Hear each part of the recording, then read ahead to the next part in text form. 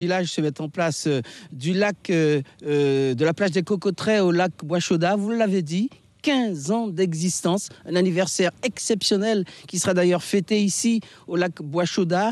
On est en pleine préparation, nous qui sommes là avec Jean-Roland Berthier et Yves Robin depuis ce matin. Et bien sûr notre invitée Christelle Guinbert qui est la chargée de communication qui, entre parenthèses, fait vraiment son travail dans ce domaine-là. Merci, félicitations. Je disais, c'est la préparation à moins de 24 heures de ce 15e anniversaire. Oui, depuis hier, en fait, on a des équipes sur place. Hier, on a installé tout le parcours nautique, les bouées et des plots, parce que pour le tir du feu d'artifice. On a aussi installé, depuis ce matin, on voit arriver les équipes. Les pirogues ont commencé à se positionner hier soir. On a des tentes d'équipes qui sont en train de se monter, des tentes de la restauration du foot court. Le PC course est pratiquement terminé. Voilà, donc les équipes défilent, les partenaires défilent. C'est un va-et-vient sans arrêt depuis ce matin. Ça a vraiment évolué depuis 15 ans.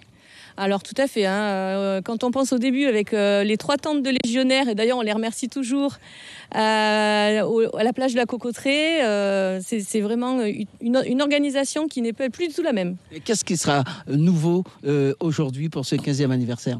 Alors ce qui est nouveau cette année, c'est qu'on a quand même, au niveau des préparatifs, José, ou des équipes, à tout point de vue. Au niveau des équipes, cette année, en fait, on a quand même 3 équipes dans les juniors de la Pagaie, les 3 collèges de Kourou.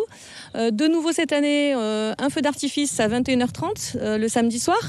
Et on a essayé aussi de miser quand même pas mal sur les animations pour les enfants, puisque les gens viennent en famille.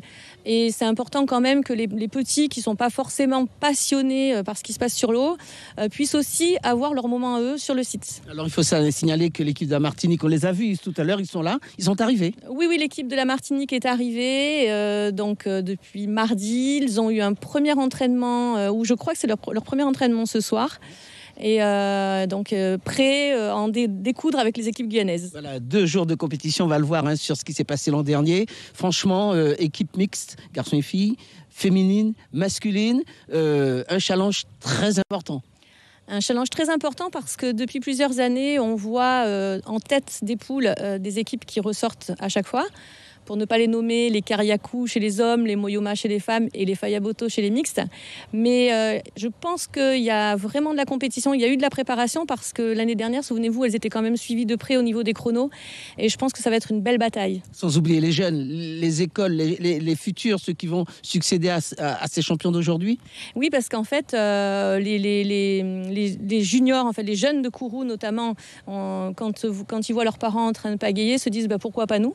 Donc c'est vrai qu'on a eu cette idée l'année dernière conjointement avec les collèges. Et cette année, les 3 collèges de Kourou sont dans les compétitions. On espère que l'année prochaine, on pourra avoir des collèges des autres communes. Ça serait vraiment sympa que la poule des juniors puisse arriver à égaler celle des grands.